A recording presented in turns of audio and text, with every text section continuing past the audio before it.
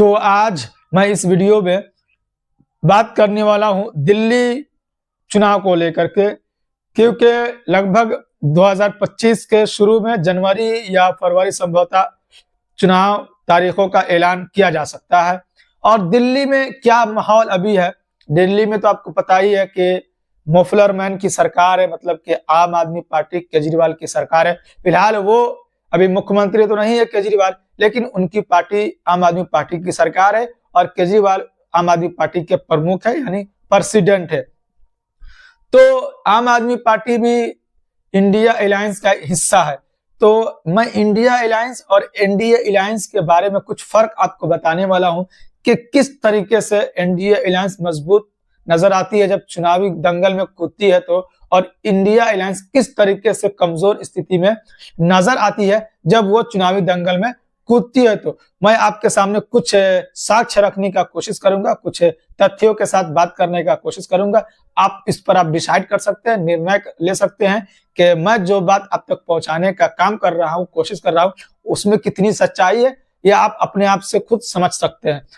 तो सबसे पहले हम बात करते हैं, दो मुख्य गठबंधन है।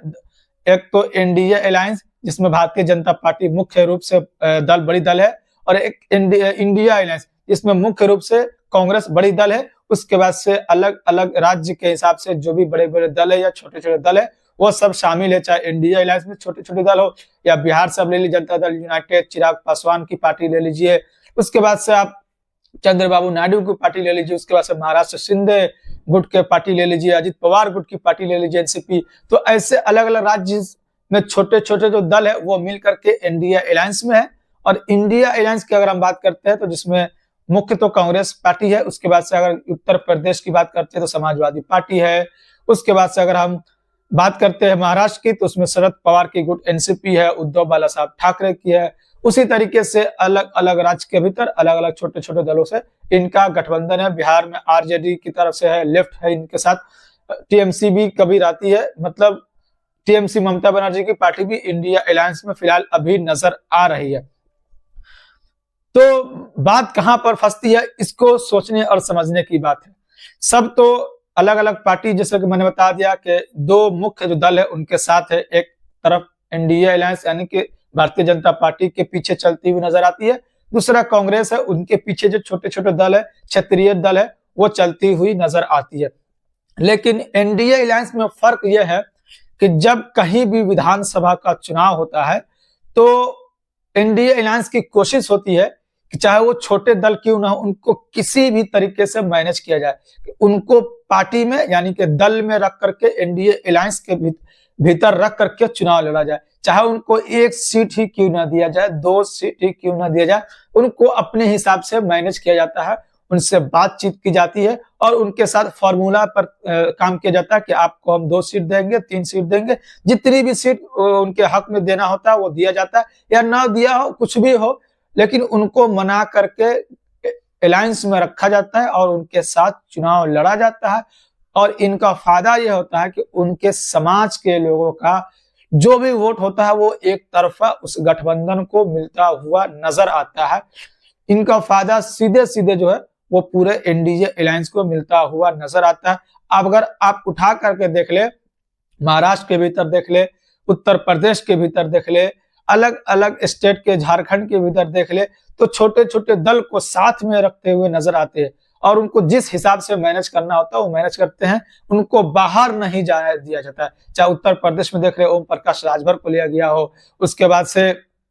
अलग अलग जो पार्टी जो है, छोटे छोटे दल है, चाहे वो निषाद पार्टी हो, अलग अलग दल है, उनको साथ में रखने की कोशिश की जाती ताकि उनके समाज के लोगों का हमको आसानी के साथ वोट मिल सके। तो इनका फायदा तो नजर आ गया। अगर दूसरी तरफ बात करते हैं इंडिया अलायंस की, तो इंडिया अलायंस में क्या है, जब विधानसभा का चुनाव होता है, राज्य का चुनाव होता है, तो सबसे बड़ा तकरार यहां पर देखने को मिलता है इंडिया अलायंस में कि सब अपने आप को बड़ा नेता समझता है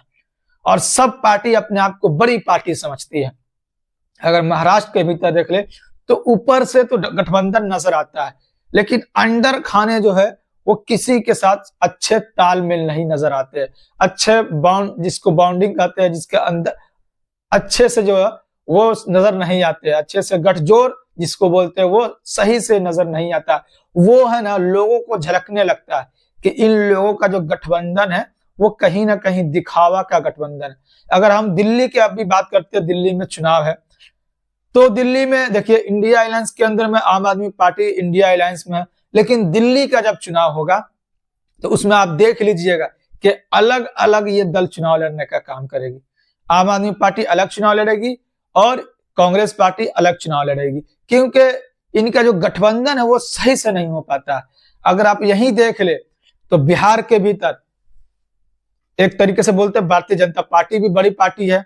और नीतीश कुमार की जनता दल यूनाइटेड भी बड़ी पार्टी है, लेकिन वो चुनाव लड़ती है तो साथ में चुनाव लड़ती है, चाहे जितने सीटों पर उनका फॉर्मूला तय हो, जितने सीटों पर उनका सीट शेयरिंग का जो भी फॉर्मूला तय हो, लेकिन चुनाव साथ लड़ा जाता है। अगर यही आम आदमी पार्टी की बात कर ले तो पंजाब में वो गठबंधन नहीं करेगी,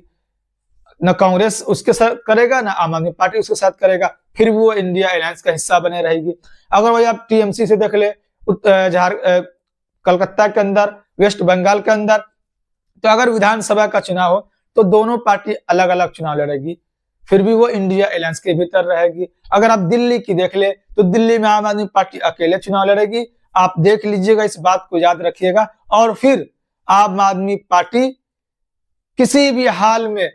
कांग्रेस से वो गठबंधन करती हुई विधानसभा के भीतर नजर नहीं आएगी, क्योंकि कांग्रेस को मुक्त करने के लिए ही लोगों ने आम आदमी पार्टी को सरकार में बैठाने का काम किया था।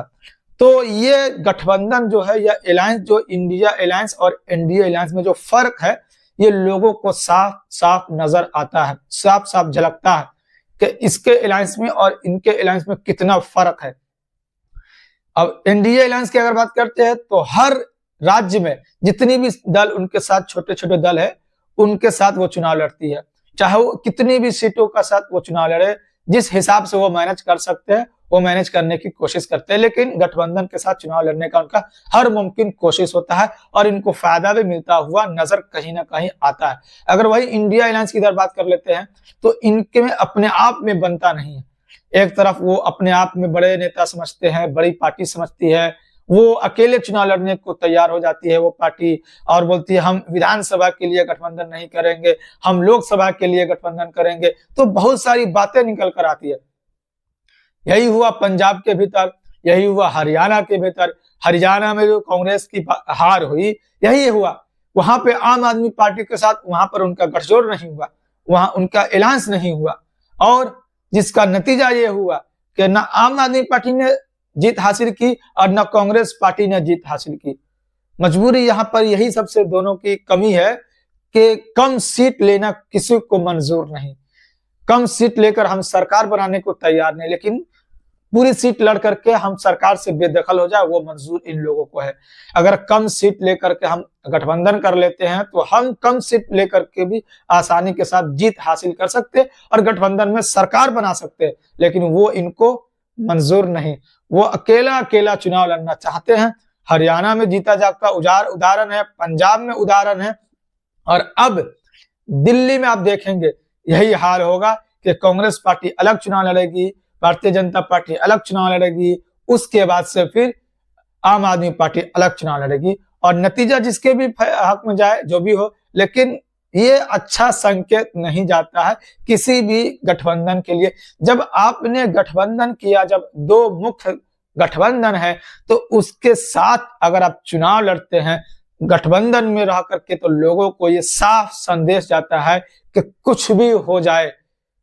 चाहे हम जिस तरीके से फॉर्मूला तय करें कि हम कितने सीटों पर लड़ेंगे, वो कितने सीटों पर लड़ेगी, हम ये तय करें बैठ करके आपस में और हम गठबंधन में रह करके चुनाव लड़े, तभी आपको फायदा नजर आ सकता है और तभी लोगों को भी ये समझ आएगा, जनता को भी ये समझ आएगा कि हाँ, ये वाकई गठबंधन जो है वो सही गठबंधन है। वरना आप देखते हैं कि अलग अलग पार्टी अलग अलग राज्य में अलग अलग हिसाब से चुनाव लड़ती हुई नजर आती है, तो लोग भी बड़े होशियार है, उनको भी सारी बातें समझ में आती है कि ये गठबंधन जो सिर्फ दिखावा का है। और ये दिल्ली चुनाव के भीतर आपको साफ साफ नजर आने वाला है कि किस तरीके से एमआईएम पार्टी भी चुनाव लड़ेगी, जो पिछली बार भी मजबूती के साथ चुनाव लड़ने के लिए तैयार थी लेकिन लड़ नहीं पाई थी, लेकिन इस बार उससे ज्यादा मजबूत स्थिति में एमआईएम पार्टी नजर आ रही है। कांग्रेस है, आम आदमी पार्टी है, भारतीय जनता पार्टी है, तो ऐसे बहुत सारे पार्टी है।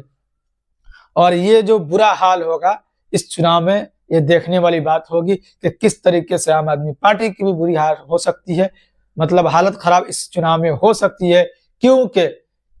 आम आदमी पार्टी ने भी 10 साल लगातार यहाँ पर शासन करने का काम किया और उनसे भी कुछ मतभेद लोगों के हो सकते हैं और इस चुनाव में देखने को भी मिल सकता है। तो जो मैंने अब तक अपडेट देने का कोशिश किया है गठबंधन को लेकर के, खासतौर से इस वीडियो के माध्यम से, कि किस तरीके से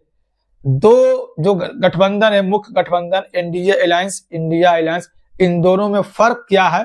वो मैंने अब तक रखने का काम किया है। अगर आप इस बात से सहमत है तो आप कमेंट के माध्यम से जरूर बताइएगा कि मैंने बात जो बोली है वो सही बात बोली है या गलत बात बोली है, या आप इस गठबंधन के बारे में क्या सोचते हैं, एनडीए अलायंस के बारे में या इंडिया अलायंस के बारे में। इंडिया अलायंस की जो गठबंधन है वो किस हद तक और कितना मजबूत है, और एनडीए अलायंस की जो गठबंधन है वो किस हद तक मजबूत है और कितना मजबूत है, इसके बारे में आप क्या सोचते हैं। तो जो भी आगे अपडेट होगी वो फिर से मैं किसी और वीडियो के साथ आप तक पहुंचाने का कोशिश जरूर करूंगा।